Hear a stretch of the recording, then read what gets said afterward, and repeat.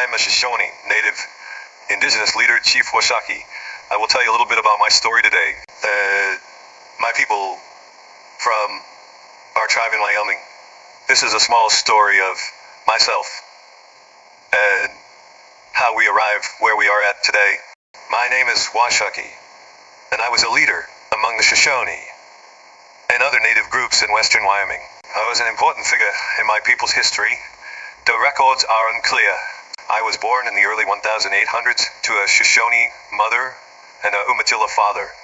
My father was killed in a raid when I was young, and my turbulent youth saw me travel with many different native bands across the West. As he grew older, I began to travel with a band of the Shoshone during my travels. I became good friends with the famed fur trapper Jim Bridger, and my band likely took part in many trade rendezvous across Wyoming. Our connections were so strong that Jim Bridger would later marry my daughter, making him my son-in-law. Through my connections with white Americans, I was able to learn English and French skills that would later allow me to be an effective leader in negotiations with the American government. Even while establishing these friendly relations, I set out to prove myself in a traditional Shoshone manner by showing my prowess at war and conflict. I made war with the Blackfeet, a traditional enemy of the Shoshone. I was involved in many raids across the West. Like other bands, my warriors and I stole horses, which were a valuable commodity, from white settlers and other native groups.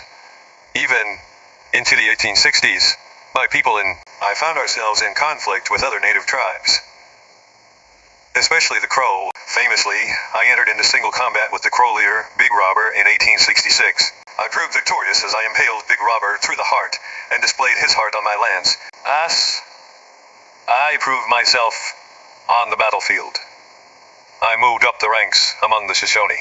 As early as 1840, I was listed in sources as a leading Shoshone warrior.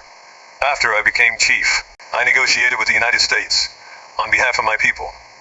I was present at the signing of the first treaty of Fort Laramie. Though I did not sign it, I would later sign the Fort Bridger treaties of 1863 and 1868, which set aside land for the Shoshone as a reservation along the Wind River in Wyoming. I secured millions of acres of land for my people, who still inhabit the land today. 1870s, my Shoshone people and I began to adapt to life on our new reservation. As buffalo populations dwindled, we were forced to adopt new lifestyles focused on agriculture and European-style animal husbandry. In addition, in 1878, a group of northern Arapaho, another traditional enemy of the Shoshone, were moved onto our reservation. I now had to deal with ethnic tensions in my own land. Though I was aging and faced with new challenges of reservation life, I remained a powerful voice among the Shoshone.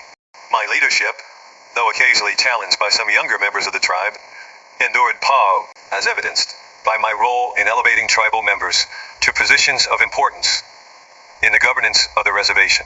By the 1890s, as an elderly man, I was nearing the end of my public life. My last major act as a Shoshone leader took place in 1896, when I agreed to cede a portion of Shoshone territory to Wyoming to create the town of Thimopolis.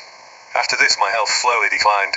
After my health, we slowly declined. I passed away in 1900, receiving a full military funeral. I was among the most successful native leaders of the period. My friendly relations with white Americans ensured I was.